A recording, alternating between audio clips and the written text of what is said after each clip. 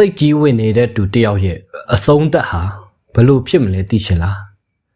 အောင်မြင်သွားမယ်လို့ထင်လားဒါမှမဟုတ်တနေ့မှာသူကိုယ်တိုင်ပဲရှုံးနိုင်သွားမလားဒီနေ့ဗီဒီယိုမှာစိတ်ကြီးဝင်ရှင်ရဲ့လမ်းအဆုံးကို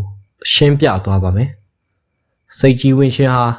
အောင်မြင်မှုအနည်းငယ်ရတဲ့အချိန်ကစတင်တတ်ပါတယ်ပတ်စံအနည်းငယ်ရလာပြီလူတွေရဲ့ရှိကျမှုကိုရလာပြီဒါဆိုရင်သူ့ခေါင်းထဲမှာစတင်ပြီးဖြစ်ပေါ်လာတာကငါကသူတို့နဲ့မတူဘူးငါကပိုတော်တယ်ဒါပေမဲ့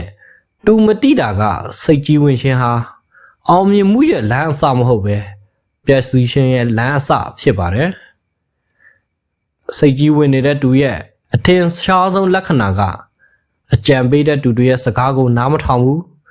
သူ့ထက်မတော်ဘူးလို့ထင်တဲ့သူတွေကိုရှောင်တယ်ကြားတာတော့သူ့အနာကလူတွေတဖြည်းဖြည်းပျောက်ကွယ်သွားပါတယ်ဒါပေမဲ့သူမမြင်ဘူး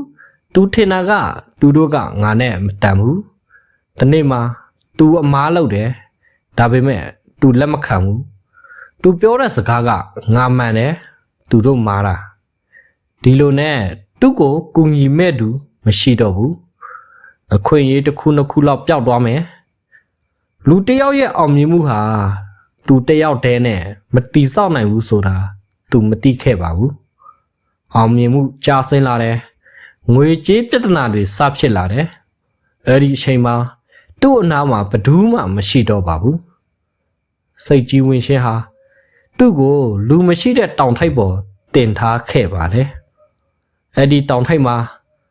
လေတိတ်နှုံးပဲရှိလိုက်မယ်မေတ္တာတော့ရှိလိုက်မည်မဟုတ်ပါဘူး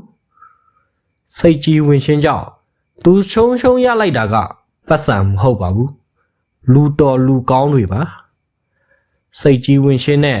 ကိုယုံကြည်ခြင်းကမတူပါဘူးယုံကြည်မှုကတိတ်ဆိတ်ပြီးကြီးထွားတတ်ပါတယ်စိတ်ကြီးဝင်ခြင်းက